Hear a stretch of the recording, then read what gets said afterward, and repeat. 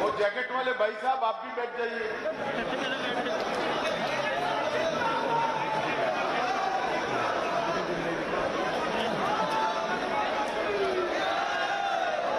सभी का धन्यवाद। आज के महत्वपूर्ण कार्यक्रम में उपस्थित देवभूमि के युवा मुख्यमंत्री भाई पुष्कर सिंह धामी जी, आज जिनके निमंत्रण पर मैं यहां पर आया हूं, ऐसे उत्तराखंड के सहकारी मंत्री और मेरे मित्र डॉक्टर धन सिंह रावत जी, हमारे केंद्रीय मंत्री श्रीमान अजय भट्ट जी, हमारे पूर्व मुख्यमंत्री त्रिवेंद्र सिंह रावत जी, विजय बहुगुणा जी, तीरथ सिंह रावत जी, मेरे साथ यहाँ पर उपस्थित सतपाल महाराज जी, डॉक्टर हरक सिंह रावत जी, श्री मदन कौशिक जी, जो भारतीय जनता पार्टी के प्रदेश अध्यक्ष हैं, यहाँ पर उपस्थित सांसद साथी श्री दुष्यंत कुमार जी, लोकेट चटर्जी बहन, श्रीमती रेखाबेन वर्मा, मंच पर उपस्थित उत्तराखंड के कैबिनेट के सारे सम्मानित सदस्यगण, और आज जिनको मिलने के लिए मैं थोड़ी अस्वस्थता होने के कारण भी आया हूं, ऐसे देवभूमि वीरभूमि के मेरे प्यारे भाइयों और बहनों को मेरा नमस्कार। आज मैं यहां पर आया हूं, इस वक्त फिर से एक बार याद कराता हूं कि देवभूमि का ये वीरभूमि उत्तराखंड की रचना करने का काम श्रद्धेय अटल बिहारी वाजपेयी जी ने किया। न जाने कितने युवा ये आंदोलन करते करते मांग पर, उत्तराखंड की मांग पर शहीद हो गए।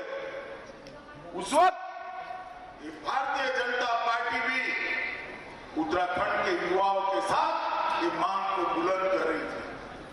मैं सिर्फ स्मरण करना चाहता हूं मित्रों, उत्तराखंड के युवाओं पर गोली किसने चलाई, जरा याद करिएगा।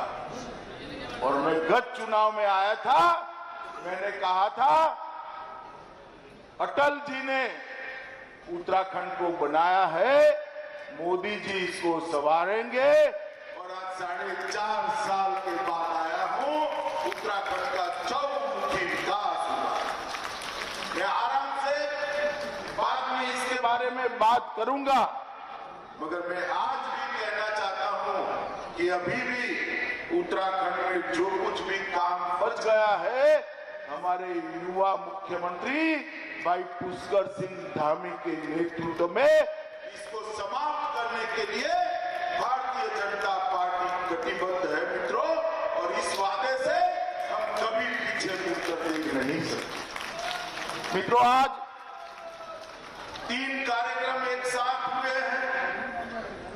मैं इसके लिए धन सिंह रावत को बहुत बहुत साधुवाद देना चाहता हूं।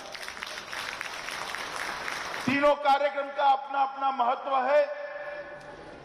सबसे पहले आज PACS primary agriculture society, Uttarakhand में जितनी भी ग्रामीण सोसाइटियां हैं, इस सब का कंप्यूटराइजेशन करने का काम आज उत्तराखंड ने समाप्त कर दिया। जब कंप्यूटराइजेशन होता है तो पैक्स के मेंबरान को कभी घपले घोटाले का सामना करने की जरूरत नहीं पड़ती। जब कंप्यूटराइजेशन हो जाता है, तब जिला बैंकों के साथ सीधा जुड़ाव होता है। जिला बैंकों का राज्य सहकारी बैंक के साथ और राज्य सहकारी बैंक का नाबार्ड के साथ जुड़ाव होता है। किसानों की जितनी भी योजनाएं हैं, वो पैक्स के माध्यम से सीधे किसान तक पहुंचाने की व्यवस्था हो जाती है। देश में बहुत कम राज्य हैं जिसने एक काम समाप्त किया है। मोदी जी के नेतृत्व में भारत सरकार भी एक कार्य योजना बना रही है, जिसके तहत देश भर के सारे एग्रीकल्चर सोसाइटी को, पैक्स को हम कंप्यूटराइज कर जिला बैंक, स्टेट कोऑपरेटिव बैंक और नाबार्ड के साथ जोड़ने का प्रयास करेंगे। अभी योजना बनेगी, मगर योजना के लिए सॉफ्टवेयर बनाना था, मॉडल एक्सेप्ट करना था। नाबार्ड के अधिकारी मेरे पास आए, मैंने उनको कहा कि हमारे धन सिंह ने बनाया है, भाई उत्तराखंड जाकर देख कर आओ, और हो सकता है कि उत्तराखंड के मॉडल को पूरा देश स्वीकार कर पूरा देश उत्तराखंड के मॉडल पर आ गया। मैं इसलिए पुष्कर सिंह जी और धन सिंह रावत को बहुत बहुत बधाई और शुभकामनाएं देना चाहता हूं। दूसरा बहुत बड़ा काम हुआ है, आज मुख्यमंत्री जी ने मुख्यमंत्री घासियारी कल्याण योजना का अनुमोदन किया था। इसका शुभारंभ हम जानते हैं, इस देवभूमि में पहाड़ की चोटियों पर विपरीत मौसम के अंदर गाय को चारा डालना है, भैंस को चारा डालना है, हमारी माताओं बहनों को चारा लाने में कितनी दिक्कत आती है। यहां पर लगभग 1000 एकड़ की खेती और 2000 किसान ये मक्के की खेती करेंगे, और उसमें से एकदम साइंटिफिक तरीके से पौष्टिक पशु आहार बनाने की यहां पर योजना हुई है। 1 लाख किसानों तक इसका फायदा पहुंचने वाला है। थोड़ा बहुत तो मौसम अच्छा होगा तब नीला चारा भी डालना पड़ेगा, हरा चारा उसको डालना पड़ेगा, परंतु ज्यादातर मेहनत हमारी पशुपालन के साथ जुड़ी हुई बहनों की, माताओं की इसके कारण समाप्त। और तीसरा काम हुआ है, यहां पर एक कोऑपरेटिव ट्रेनिंग सेंटर का उद्घाटन मेरे हाथ से कराया गया। मैं आपको कहने आया हूं मित्रों, ये कोऑपरेटिव ट्रेनिंग सेंटर आज कोऑपरेटिव को आगे बढ़ाने के लिए बहुत बड़ी जरूरियात है। सहकारिता आंदोलन को जिस प्रकार से कांग्रेस के राज में क्षीण कर दिया, मोदी जी ने अभी आजादी के अमृत वर्ष पर, आजादी के 75वां साल है, उस वक्त एक नया सहकारिता आंदोलन बनाकर, विभाग बनाकर, मंत्रालय बनाकर सहकारिता से जुड़े हुए देश के करोड़ों किसान, महिलाएं, मजदूर, मछुआरे, ये सबके कल्याण के लिए बहुत बड़ा काम किया। मित्रों, किसी को इतने साल तक ये याद नहीं आया कि ये छोटा किसान, मझला किसान, ये मछुआरे, ये दूध का व्यापार करने के लिए तरसती अपनी माताएं, बहनें, पशुपालन करने वाला भाई अगर सहकारिता आंदोलन मृतप्राय होता है तो उनका क्या? मगर मोदी जी गरीब के घर से आते हैं, गरीब का दर्द उनके दिल में रहता है। उन्होंने सहकारिता विभाग बनाया, सहकारिता मंत्रालय बनाया, और मेरे लिए भी सौभाग्य की बात है कि पहला सहकार मंत्री बनने का सौभाग्य उन्होंने मुझे। और जब सहकारिता को बढ़ावा देना है तो प्रशिक्षण के बगैर, ट्रेनिंग के बगैर सहकारिता का बढ़ावा नहीं हो सकता। मित्रों, इसलिए आज एक ट्रेनिंग इंस्टीट्यूट जो बनने जा रहा है उसका भी बहुत बड़ा फायदा, मगर मुख्यमंत्री घासियारी कल्याण योजना है उसका बहुत बड़ा फायदा है। 50% सब्सिडी पर सिर्फ 2 रुपया किलो पर इनको ये पशु आहार दिया जाएगा। ढेर सारे अकस्मात से, ढेर सारी आपदाओं से ये माताएं, बहनें बचेगी। उनका बचा हुआ समय बच्चों को पढ़ाने के लिए भी लगा सकती है, घर में कुछ और काम भी कर अपनी आय भी बढ़ा सकती है और साथ में पशुपालन भी कर सकती है। और इस प्रकार की जो साइंटिफिक फूड देने की व्यवस्था करी है, उसके पशुओं का स्वास्थ्य और इसके साथ साथ इनकी दूध देने की क्षमता की भी वृद्धि होगी। इस प्रकार से इसको तैयार किया है। मैंने डिटेल इसका स्टडी। मैं फिर से एक बार मुख्यमंत्री जी को बधाई देना चाहता हूं कि मक्के की फसल इतने एकड़ में कोऑपरेटिव तरीके से करना बहुत कठिन था, जिसको आपने जमीन पर उतारा है। और मक्का मित्रों, आप जानते हैं 90 से 100 दिन के अंदर खेत को खाली कर देता है। तो एक बार मक्का बनाया, बाजार में दे दिया, इससे फूड उसको प्रोसेस कर पशु आहार बनाया और फिर इसका दूसरा सब्जी का या कोई भी वो करना है तो अपनी खेती किसान कर सकते हैं। मित्रों, आज मैं यहाँ आया हूँ तब कोई लंबी बात करनी नहीं, मैं मगर देखता हूँ अभी कांग्रेस वालों को इलेक्शन जब आता है तब इनकी सीजन आ जाता है, तुरंत नए कपड़े सिला देते हैं। 5 साल तक कहाँ थे, कोई हिसाब किताब नहीं। बाढ़ आई कहाँ थे, कोई हिसाब किताब नहीं। कोरोना आया कहाँ थे, कोई हिसाब किताब नहीं। और जब इलेक्शन आता है, अलग अलग मुद्दों पर धरना, प्रदर्शन, प्रेस कॉन्फ्रेंस। रावत साहब, अब आपको जान गई है, आप जरूर इलेक्शन लड़िए, मगर मैं आपको यहाँ कहने आया हूँ, आप यहाँ मुख्यमंत्री थे तब नकली शराब डेनिश का जो पूरा घपला घोटाला हुआ था, इसका जरा उत्तराखंड की सरकार को जवाब तो दीजिए।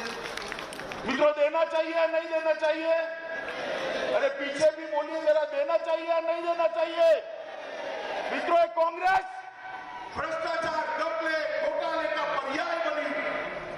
ये किसी भी राज्य में कल्याण का काम नहीं कर सकती, ना वो गरीबों का सोच सकती है, ना अच्छा प्रशासन का सोच सकती है। गरीब कल्याण और अच्छा प्रशासन मोदी जी के नेतृत्व में केवल और केवल भारतीय जनता पार्टी दे सकती है और कोई। 2017 में जब चुनाव हुए, मैं ही भारतीय जनता पार्टी का राष्ट्रीय अध्यक्ष था।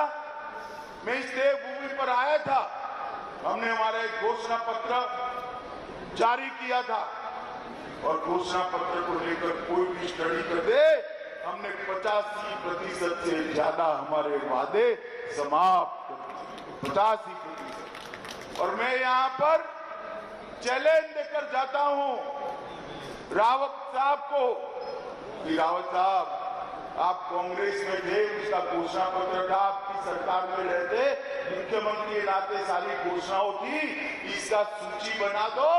मैं मेरे युवा मोर्चा के अध्यक्ष को भेजता हूं, यहाँ हो जाए देहरादून के चौराहे पर 2-2 हाथ एक बार चर्चा। ये कांग्रेस पार्टी वादा खिलाफी करने वाली पार्टी, ये कांग्रेस पार्टी राजनीतिक रूप से सत्ता हत्या कर उसका उपभोग करने वाली पार्टी है। वो कभी भी किसी लोक कल्याण का काम नहीं करती। अरे यहां तक मित्रों, मैं आया था, कुछ लोग मुझे मिलने आ गए, मेरा काफिला रुक गया था, तो मैंने पूछा भाई क्या हुआ? तो साहब आपको मालूम नहीं है शुक्रवार है। क्यों, शुक्रवार को क्या होता है? मैं तो थोड़ा सोचने लगा कि मुझे मेरा जनरल नॉलेज वीक हो गया, शुक्रवार में क्या होता है? तो उसने कहा शुक्रवार को नेशनल हाईवे बंद कर वहां नमाज पढ़ने की इजाजत दे देते हैं। शुक्रवार को छुट्टी देने की भी हिमाकत करने की सोची थी इन्होंने। मित्रों, ये तुष्टीकरण और एपीसमेंट करने वाले, ये तुष्टीकरण और एपीसमेंट करने वाले कभी भी देवभूमि का काम नहीं। भारत माता की। और यहाँ पर आकर बड़े बड़े आवाज से हमारे पुष्कर धामी को सवाल करते हैं, भैया रावत साहब आप जरा आपका स्ट्रिंग ऑपरेशन एक बार देखकर आ जाइए तो आपको मालूम पड़ेगा, आपको बोलना चाहिए। मित्रों, कांग्रेस पार्टी कभी भी उत्तराखंड का भला नहीं कर सकती। उत्तराखंड के अंदर विकास की बयान तभी आई जब पूर्ण बहुमत की, संपूर्ण बहुमत की भारतीय जनता पार्टी की सरकार, ये उत्तराखंड की जनता ने भारतीय की। और मोदी जी ने पहले देवेंद्र सिंह थे, तीरथ सिंह थे और पुष्कर सिंह आए। मोदी जी ने हमारे तीनों मुख्यमंत्रियों को साथ लेकर एक विकास का नया संपूर्ण बनाया है। इसके कारण आज उत्तराखंड आगे बढ़ रहा है। मित्रों, इतना बड़ा कोरोना का आपदा आई, पहाड़ पर है हमारा प्रदेश, दूर सुदूर भौगोलिक क्षेत्र में रहने वाले लोग हैं, मगर कोई भी कहां पर भी रहा हो, मैं इतना निश्चित कह सकता हूं, कोरोना से बचाने का काम भारतीय जनता पार्टी की सरकार। उत्तराखंड हमारा ये वीर भूमि है, देवभूमि, 100% टीकाकरण जिन राज्यों में सबसे पहले हुआ उसमें से हमारा उत्तराखंड। ऑक्सीजन प्लांट भी लगाए गए, नए नए अस्पताल खोले गए, नए नए बेड बनाने की व्यवस्था हुई। तीसरी लहर आई नहीं, बद्री विशाल की कृपा है, मगर आती तो भी सारी तैयारियां हमारी भाजपा सरकार ने कर रखी थी। इस प्रकार से काम करते हैं। और अभी आपदा आई, आपदा के अंदर जैसे ही भारत सरकार से सूचना मिली, मुख्यमंत्री जी अयोध्या थे, सारे कार्यक्रम बंद कर वापिस आए और एक भी यात्री की जान नहीं गई है। मित्रों, एक भी यात्री की जान नहीं। दूसरे दिन ही रेस्क्यू ऑपरेशन आया, शुरू हो गया। मैं आया रात को बड़े सवेरे 9 बजे, रिव्यू बैठक चालू हुई। मैं तो आश्चर्यचकित हो गया, मेरे करने के लिए कुछ बाकी ही नहीं था। तो मैंने फिर इसे बधाई देकर वापिस आना ही उचित समझा। और मित्रों, हवाई निरीक्षण में जहां गया, मुख्यमंत्री, राज्य के चीफ सेक्रेटरी और डीजीपी तीनों को वल्नरेबल पॉइंट्स मालूम, क्या प्रॉब्लम है, कहां भी सुधार करना। इस प्रकार की जागरूक सरकार जब हो तभी विकास हो सकता है। मित्रों, आज मैं यहां पर आया हूं तब ये भी कहना चाहता हूं कि गंगा जल के वितरण के लिए भी कोऑपरेटिव तरीके से एक नया काम शुरू हुआ है और इससे देश भर के मां गंगा के प्रति श्रद्धालुओं को, श्रद्धा रखने वाले श्रद्धालुओं को घर बैठे गंगा जल भी मिलेगा और उनका मोक्ष का रास्ता भी मिलेगा। आज मैं यहां आया हूं, अपना केदार धाम क्षत विक्षत हो गया था। जब आपदा आई तब 5 तारीख को प्रधानमंत्री जी उसका वहां पर एक बहुत बड़ा भगवान आदि शंकराचार्य का मूर्ति वहां लगाने वाले हैं मित्रों, और उसके साथ देश भर के शिवालयों को उन्होंने जोड़ा है।